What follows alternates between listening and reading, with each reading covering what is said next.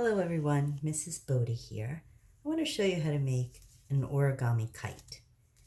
I used several different kinds of paper that were just lying around the house. So this is from a catalog.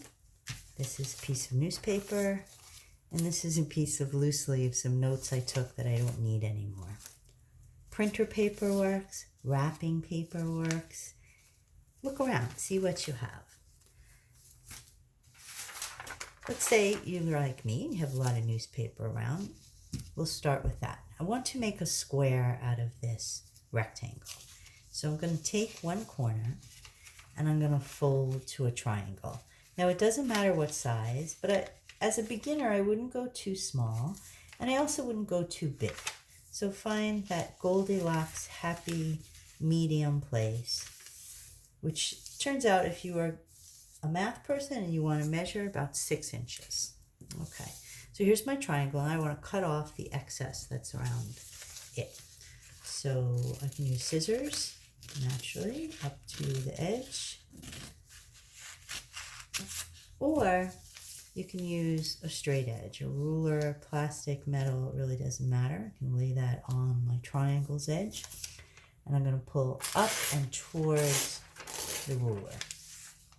For me, that's faster. I like it better. And here's the bonus. This is the first fold of your origami. But I'll start from the beginning. So with a square, you're going to fold into a triangle.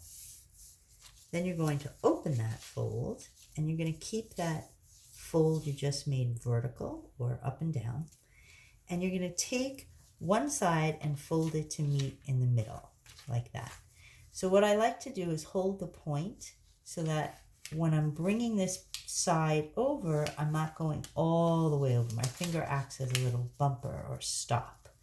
Okay, so fold to the center and press on the crease.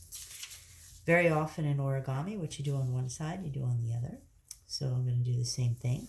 I'm going to hold that point down as my stop. And I'm going to take it and I'm going to fold to the center. So leaving a little bit of space is fine. That's actually better than if I went too close and accidentally over the fold. I'll press on that. And there it is. Quite simple, your origami kite. I put some string on mine. So this one was actually some thread used in embroidery. This one is yarn. And this is the thread again. So whatever you have around the house, some people have this white cotton thread. Some people use it in cooking. You might have some rope in the garage, whatever works. But a needle and thread does two things for you. It helps you make the hole and gives you the little decorative part. So just by, as if you were sewing through the paper, just push the needle through, pull, maybe I'll pull out a little bit more, keep that. I think it's called the tail of the kite. The string, no, the tail is separate. That's right. You could put a tail on your kite if you want. I'm going to keep mine just with the string.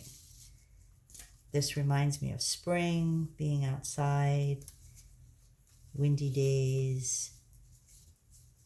Could I fly my origami kite? I might.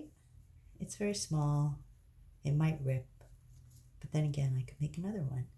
So you could tie a knot or two. You could glue this, you could tape it. There we go. There's your super simple origami kite. Have fun.